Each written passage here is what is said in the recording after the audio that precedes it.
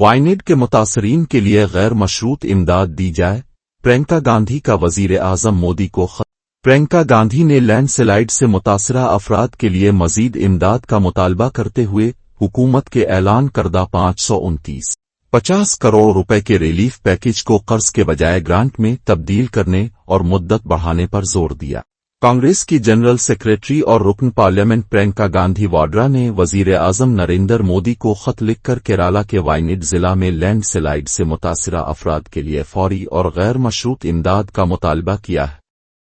انہوں نے خط میں اس قدرتی آفت کے نتیجے میں ہونے والے تباہ کن نقصانات کا تفصیل سے ذکر کرتے ہوئے کہا کہ 6 ماہ گزرنے کے باوجود متاثرین آج بھی شدید مشکلات کا سامنا کر رہے ہیں۔ پرینکا گاندھی نے لکھا کہ 30 جولائی 2024 کو وائنڈ کے چورالمالا اور منڈکو علاقوں میں شدید لینڈ سلائیڈ کے نتیجے میں 298 افراد ہلاک ہوئے، جبکہ 32 افراد لاپتہ قرار دیے گئے۔